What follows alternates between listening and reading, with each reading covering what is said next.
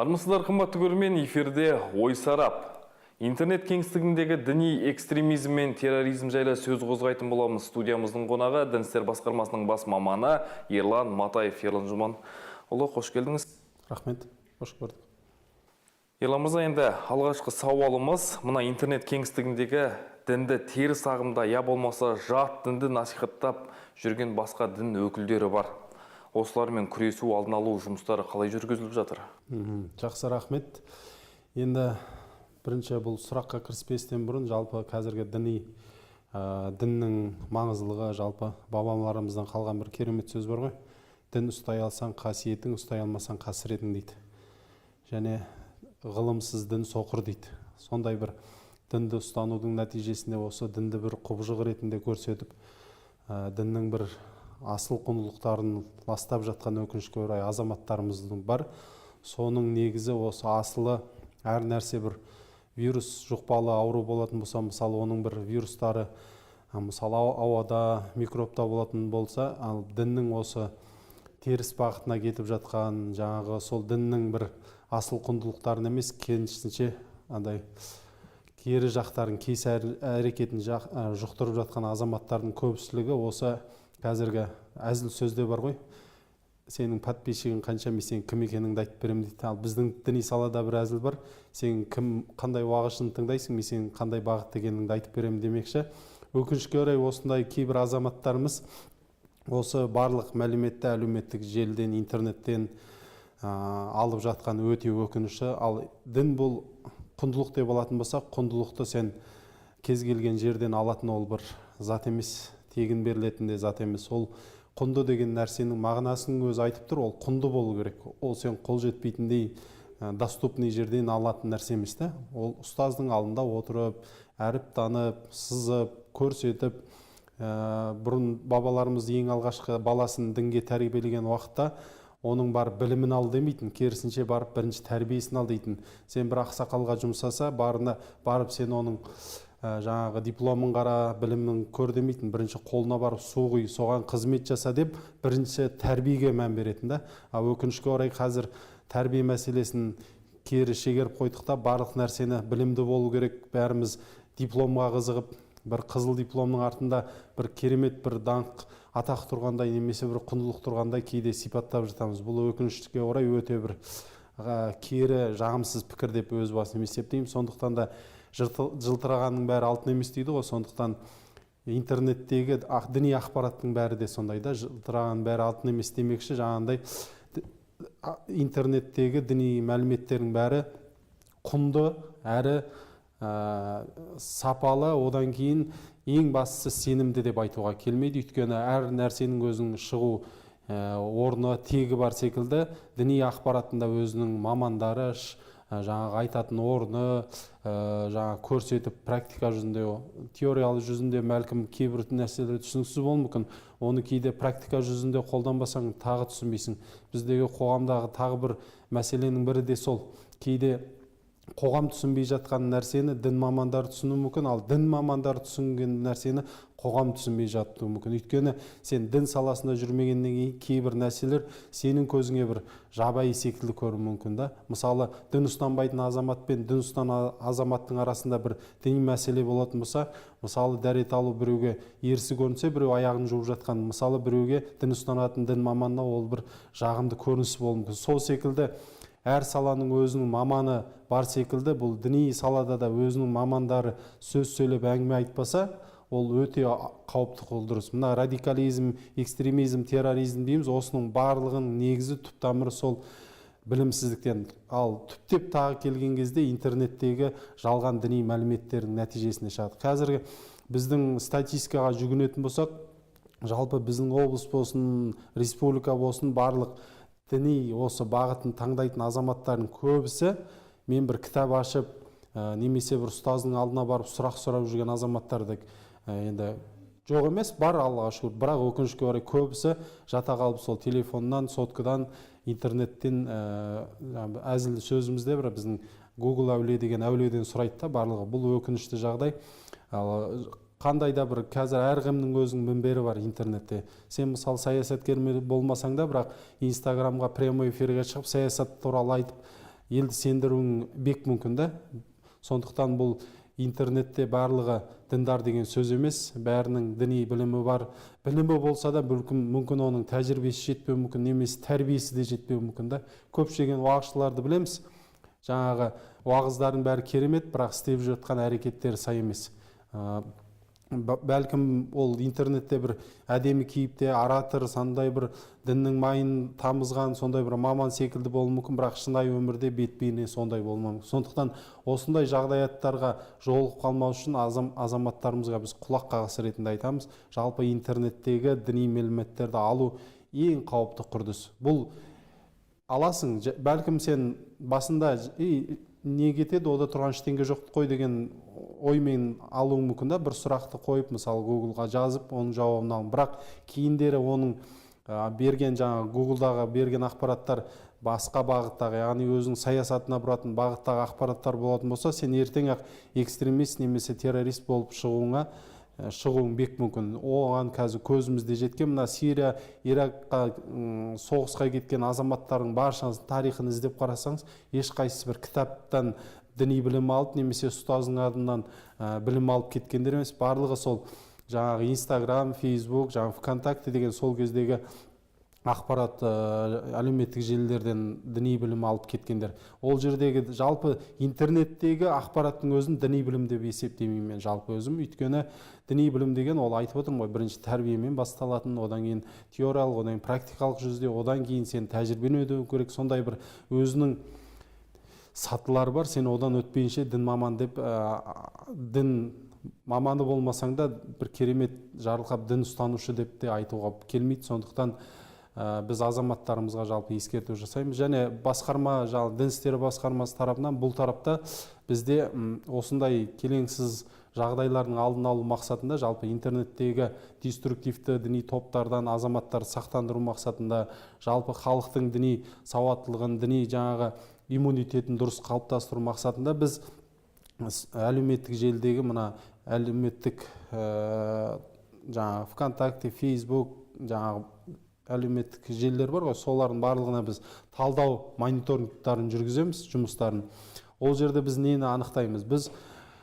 Біздің облыста қанша тұрғын, қандай жаңа деструктивті қазіргі таңда қоғамдағы актуалды салафилік жолдағы группаларға тіркелген, және олар кімнің қандай уағызын тыңдап жатыр, кімге бөлісіп жатыр, барлығын тексеріп отырамыз. Және де бізде өкінішке орай қазіргі таңда қолымызда кейбір деректер адам шошытады. Негізі мектеп жасындағы балалардың негізгі міндеті қазір оқу болатын болса, кейбір осы оқушылар осы бір міндетінен, функциясынан кейде енді адамда қажет деген нәрсе бар, және қалау деген нәрсе бар. Қажет деген нәрсе ол сенің қазіргі заманыңа, уақытыңа, мезгіліңе сай істейтін әрекетің. Жас кезінде сен оқу керек, ол қажет. Қалау деген нәрсе ол екінші орында тұратын нәрсе. Ал кейде азаматтарымыз осы бір қалауды, яғни мәдени болсын, рухани болсын, діни қалаулардың бәрін қажеттің алдына қойып опатқа ұшырап жатады. Сондықтан кей мектеп оқушыларында осындай діни мәліметтерге, оның ішінде радикалды, экстремистік пікірдегі жаңа идеологияларға қызығуы бұл өте қауіпті үрдіс. Бізде өкінішке орай деректерде сондай деректер де шығып жатыр. Мектеп оқушылары сондай бір қызығушылығымен, жаңа мен айтпақшы қалауымен сондай топтарға кіріп, өздерінің жаңағындай діни сенімдерін қалыптастырғысы келіп жатқан жағдайлар да бар. Сондықтан жалпы біздің облыстың, жалпы облыс тұрғындарына, жастарына біз құлақ қағыс ретінде айтамыз. Сенің қолыңдағы телефон сен ғана ұстай беретін дүние емес негізі. Көбісі ойлайды, менің телефоным менің жеке әлемім деп ойлауы мүмкін. Жоқ, үкімет барлығын бақылауда ұстайды. Оның ішінде біз діни бағытта барлығын, кім қандай группада, кім қандай уағыз тыңдап жатыр, кімге таратып жатыр. Біз егер түсіндіру жұмыстарын жүргіземіз алдын ала, яғни профилактикалық, оларға айтып жеткізу мүмкін. Бәлкім тікелей болмаса да жанама түрде, жаңа кездесулерде, жаңа семинар, тренинг, басқа сондай ақпараттық түсіндіру шараларында түсіндіріп өтуіміз мүмкін. Егер оған құлақ аспайтын жағдайда әлбетте бірінші әкімшілік, одан кейін тіпті болмаса қылмыстық жауапкершілікке дейін тартатын жағдайларымыз болады. Сондықтан азаматтарымыз ойламасын, біз діни сенім бостандығы бар, әлбетте біздің конституция жазылған, әркім өзінің қалаған діни бағытын таңдай алады. Бірақ бұл жерде айтып тұр конституция діни бағытын, яғни сен дінді таңдайсың бұл жерде, бірақ деструктивті таңдайсың деген сөз жоқ бұл жерде. Яғни сен деструктивке кететін болсаң, ол сенің қылмыстық жауапкершіліктен жаңағы шектелмейді деген сөз емес. Яғни сен міндетті түрде жауапқа тартыласың. Енді кез келген саланың, кез келген жүйенің немесе кез келген қоғамдық әрекеттің өзінің жауапкершілігі бар. Сол себепті діни салада да үлкен жауапкершіліктер көп. Тем более жаңағы дін саласы бұл Құдай менен пенденің арасында болғаннан кейін бұл жерде адам жақсылап ойлану керек. Жарайды, бір басқа салаларда сен адаммен қатысты мамандықтарда сен адаммен мәмілең шешуіңе болады. Мысалы, адам оның құндылығына, адамгершілігіне, жаңағындай бауырмалдығына қатысты деген. Ал бұл жерде сен екі жолда да қателесетін болсаң, онда сен Құдай алдында да жаңағы діни терминмен айтқан күнәһар, қылмыскер болуың мүмкін. Ал қоғамда ол сен бір белгілі бір қылмыскер болуы мүмкін. Сондықтан адам дінді таңдаған кезде, дінге келер кезде өте сауаттылықпен, яғни эмоцияға, мен әрдайым айтамын, дінді эмоциямен қабылдауға болмайды. Эмоция деген өте қауіпті құбылыс. Мысалы, ашуланған кезде адам не істемейді? Біреуді соғып, біреуді жаңағы ұрып, жаңағыдай жазатайым болып қайтыс болуы да мүмкін. Сол секілді дінге де сен эмоциямен келіп, жаңағы деструктивті бағытқа ұрынатын болсаң, сен біреуді мәрт қыласың, немесе өзің де сондай зиян шегіп қалуы мүмкін. Сондықтан азаматтарымызға үлкен біз ескерту, құлақ қағыс ретінде айтамыз. Діни бағытты таңдағанда өте сақ болу керек. Абай атамыз айтады ғой, дін еріккеннің ермегі емес дейді. Ал Мұқағали бабамыз дін ғылымның анасы дейді. Яғни сен ғылыммен, біліммен дінге келмейтін болсаң, онда сен жай ғана бір дін ұстанушымын деп айтуыңа да ұят нәрсе ол. Сондықтан осы нәрсені ескеруіміз керек. Жақсы, Ерлан Жұманұлы, енді мынаны айтып өтіңізші. Жалпы интернеттік желіде, әлеуметтік желілерде жалған ақпарат, яғни теріс ағымдағы дінді таратып жүрген адамдар кімдер? Енді бұл санымен атайтын болсақ, олардың саны өте көп. Енді әлбетте біз енді көбінесе барынша қазіргі біздің қоғам енді жалпы 70% мұсылмандық діни, ислам дініне қатысты өкілдер болғаннан кейін бізде қазір сәләфилік деген бағыт өте актуальный болып тұр ғой. Соның ішінде мен атын атап лидерлер деп атаймыз, солардың бірнешеуін атын атап өтейін. Солардан көбінесе сақ болу керек. Өйткені олар жаңағы осы Қазақстан аумағындағы діндар жамағаттың сеніміне, яғни бір жүрегіне жол тапқан уағызшылар да, былайша айтқан кезде. Яғни соны естіген көпшілік азамат соның иығына жығылып кете береді, өкінішке орай. Кімнен сақтану керек? Кезінде осы тәуелсіздігімізді алып, ең алғашқы осы дініміз міне екен деп бәріміз дінге келе бастаған уақытта бәрімізді жылатып, сол бір кісідей иманды кісі, дін жолындағы ең дұрыс адам деген ол Ділмұрат Дарын Мұбаров деген азамат болған. Қателеспес. Дарын Мұбаров деген азамат болған. Яғни сол кісінің себепкерімен көп адам дінді қабылдап, жаңағы намазға, оразаға келіп деген сықылды. Одан кейін бұлар жаңағы далада шыққан шөп секілді көбейіп, қазіргі таңда Ділмұрат деген уағызшылар бар, атақты. Одан кейін олардың шын есімдері мүлдем басқа. Мысалы, Ділмұраттың жаңағы Октамның ұлты да, жаңағы аттары да өте басқа. Сондықтан бірақ әлеуметтік желіде халық осыларды жаңағы лақабаттармен көп таниды. Сондықтан да мен айтып отқан жаңағы Дарын Мұбаров болсын, Октам Зауырбеков, одан кейін Ділмұрат Абу Мұхаммад деген, одан кейін Кастекский деген, одан кейін Назратулла деген атақты осындай уағызшылар бар. Сондықтан біз азаматтарымызға осы бір уағызшылардың уағызын сіз байқап қалсаңыз, әлеуметтік желіде өте сақ болғаныңыз жөн. Енді олардан тағы басқа енді шәкірттері ғой, былайша айтқан кезде шәкірттері олардың өте көп әлеуметтік желіде. Одан кейін мысалы біздің азаматтарымыз көп қателесетіні шетелдік уағызшыларды да көп шатастырып жатады. Яғни әдемі жаңағы уағыз айтса, әдемі эмоция берсе, бір жүрекке тебірететін сөз айтатын болса, көбісі мына кісінің дұрыс деп ойлауы мүмкін. Сондықтан сәләфиліктің негізгі құрушысы болған, яғни біздің жаңағы Қазақстандағы уағызшылардың ұстазы болған, яғни олардың өздерінің пір тұтатын шейхтар дейміз ғой. Яғни шейхтің да кейде біздің қарапайым халық мағынасын түсінбей жатады. Ол негізі араб дәстүріндегі бір біздің аға, бауыр, ата, әже деген сықылды бір лауазым, яғни туыстық байланысқа қатысты негізгі мағына береді. Бірақ өкінішке орай көп діндар жамағат осында білмейді. Кім көрінгенді дінмен байланыстырса, оны шейх деп береді. Арабтарда жас үлкен кісіні жалпы шейх деп атайды. Сондықтан да сауаттылығымыз осы жерден ақ байқалып қалады да, яғни біз кімді шейх деуіміз керек, демеуіміз керек.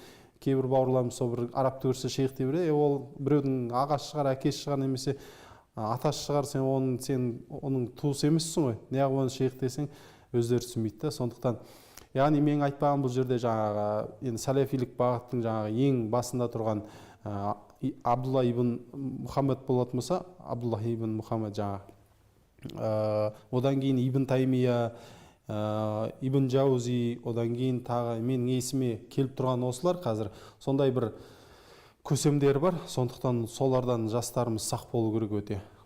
Әйтпегенде жаңағы барлығы былай қарап тұрсаң, әлеуметтік желідегі ақпараттың бәрі атам айтты, апам айтты деген әңгіме емес. Ол жерде жаңағы Құранда былай деген, пайғамбардың хадисінде былай деген мәліметтерге толып тұр. Ал оның ара-жігін ажырататын дін маманы болмасаңыз, олар да біледі да сенің жаңағы жай сөз қабылдамайтыныңды, яғни сен оның жүрегінен орын табу үшін, яғни Құраннан, жаңағы пайғамбардың сөздерінен дәлел келтірмейтінін біледі. Бірақ сол Құран аятын, сол пайғамбардың хадистерін олар қай жерге, қандай сәтте қолдану керек, соны білмейді да, өкінішке орай. Өйткені шариғат деген бұл құбылмалы нәрсе.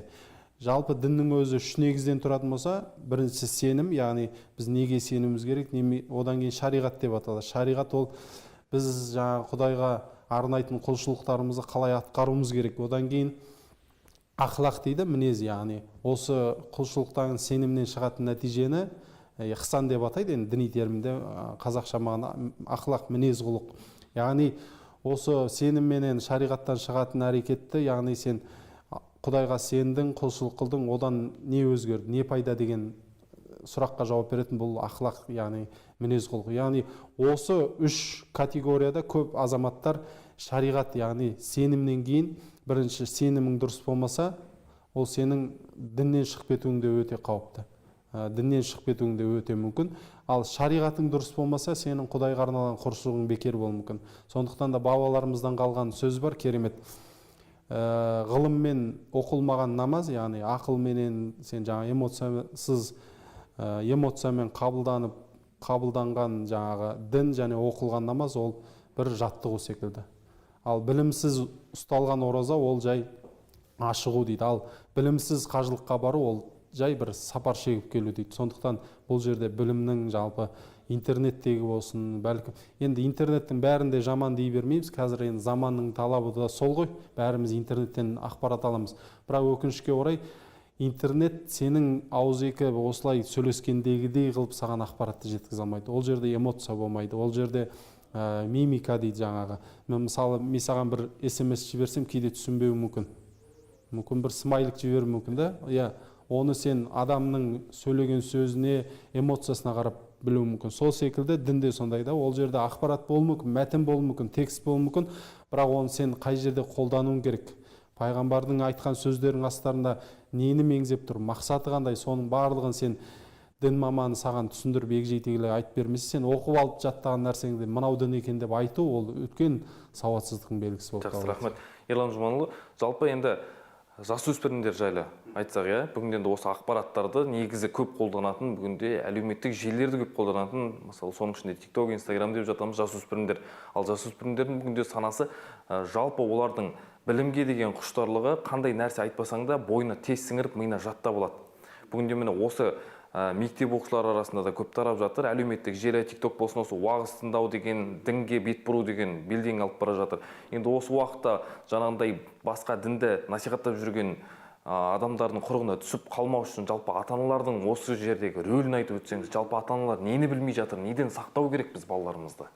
Иә, жақсы, өте өзекті, орынды сауал. Мен енді ата-аналармен де жиі кездесемін, жастардың. Сол кезде мен оларға айтамын да, сіздер балаларыңызды бағып қағып жатырмыз дейсіз, бірақ өтірік айтасыз, шынымен де.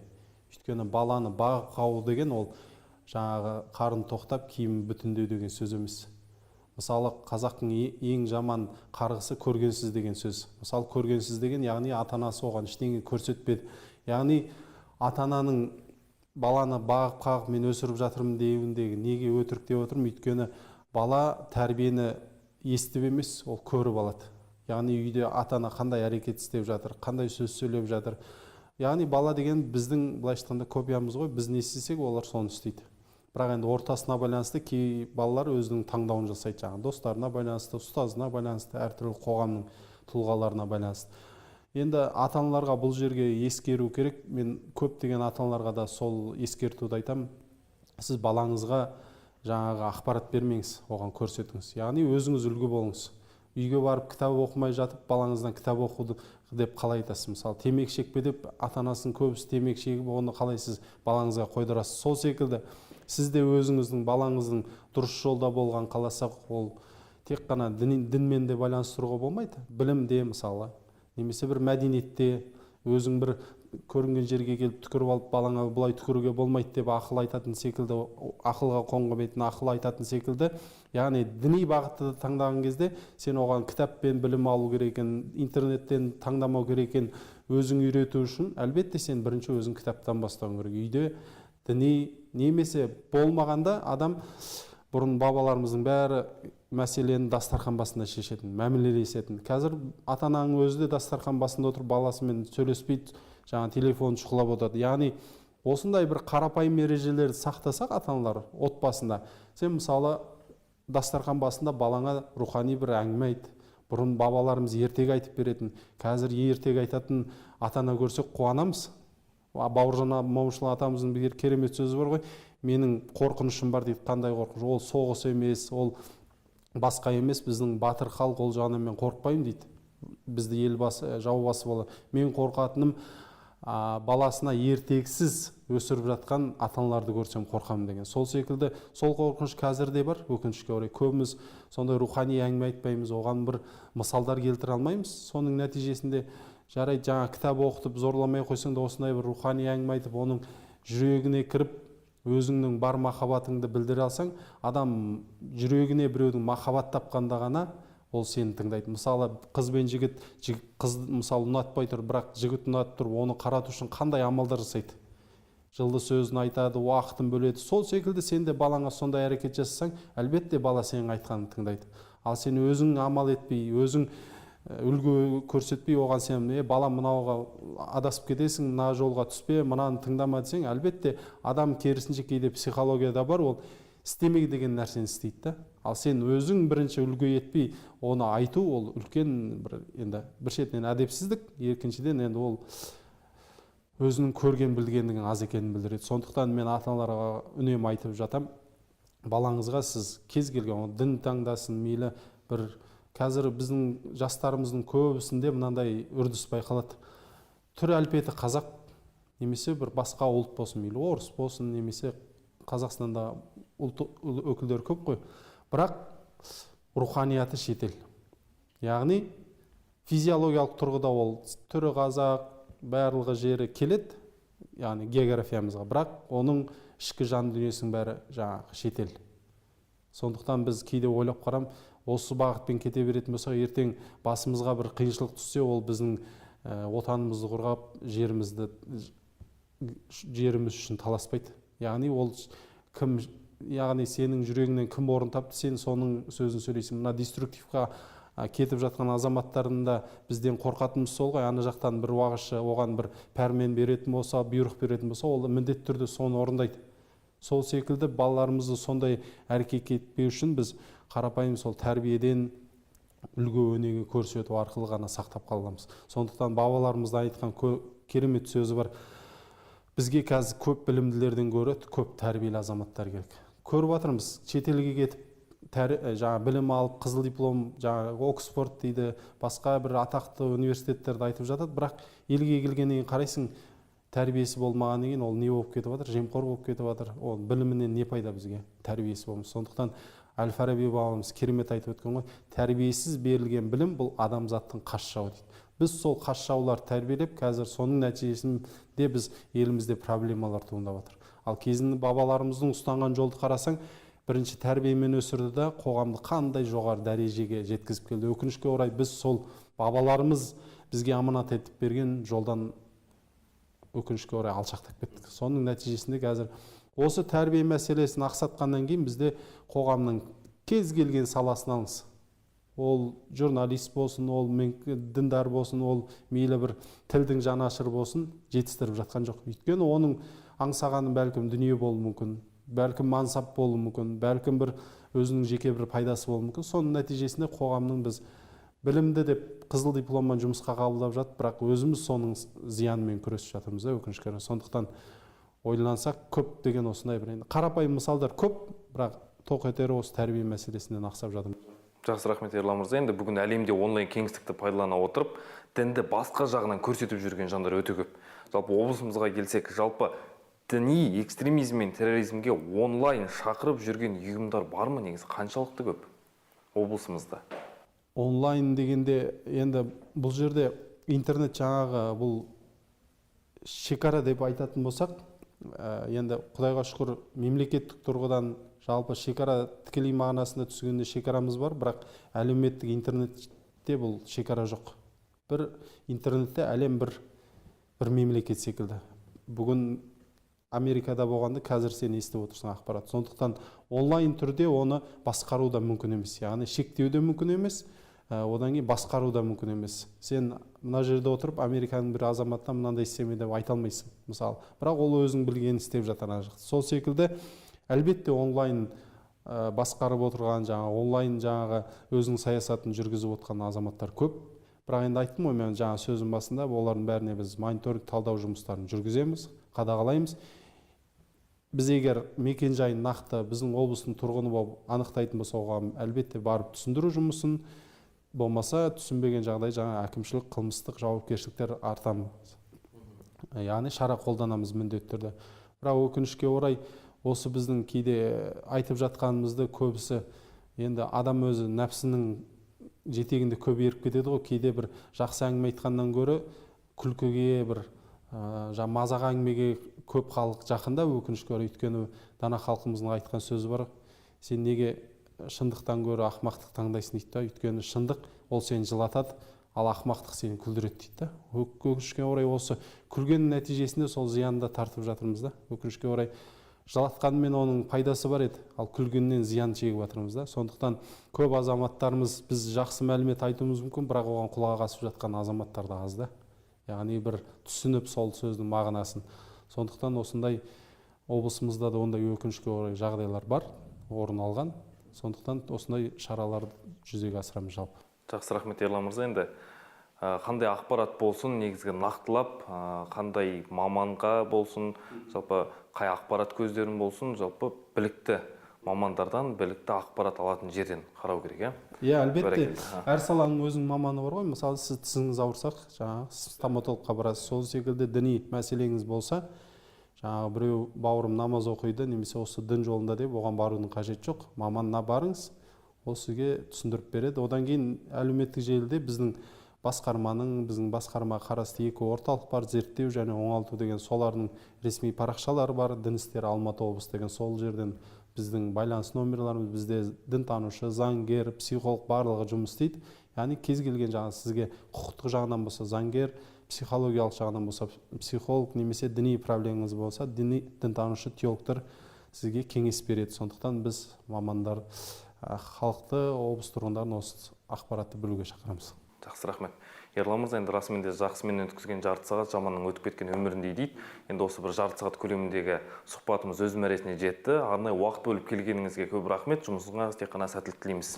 Рахмет. Қымбатты көрермен, бізге берілген уақыт өз мәресіне жетті. Біз сіздермен қоштаспаймыз, тек келесі кездескенше.